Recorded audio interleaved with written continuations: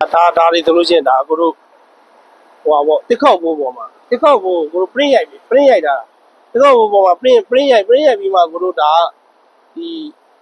ကွန်ပျူတာစက်ပန်းထိုးလာတာပေါ့အညီလေးပြဟိုပါပေါ့ပွဲတက်တွေအလူမင်္ဂလာဆောင်တွေအကုန်လုံးကိုစိတ်ကြိုက်မှာလို့ရတယ်အဆန်မိုက်တော့ရှယ်ပဲ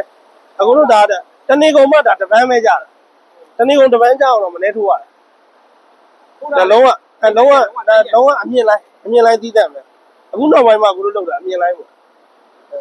ဒီစိတ်ကြီးမှလို့ရှိရင်တော့ဆိုင်ကိုပါလို့ရတယ်ပေါ့နော်။တော့ဒီ customer စိတ်ကြိုက်ကိုခံပြီးပြီးတယ်ပေါ့နော်။လုံးဝ share ပဲ။ဒါဆိုလို့ရှိရင်ဒါ280ရှိပေါင်း280ရှိပေါင်းလို့ရှိပေါင်းပေါ်မှာပန်းတော့ဒါတော့သူကဝစ်လေရေးလျှော်လေးအေးလေးပဲ။ဟုတ်ပြီနော်။ဒါအေးတယ်ဒီကောင်ကျတော့ဒီဟိုဟာနဲ့ပဲအခုတို့ဒါပြန်ရောင်းတဲ့လူတွေအတွက်အခုတို့လုပ်ပေးတာ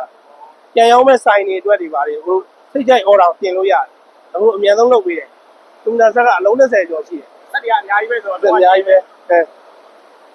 လုပ်ငန်းကြီးတွေအတွက်ကတော့စိတ်ရောလုံးဝ share ပဲเนาะလူချင်းတဲ့ဟာကိုလူပြောမယ်အများဆန်ဆန်နဲ့အချိန်ကြီးဆန်နဲ့ရတယ်ပေါ့နော်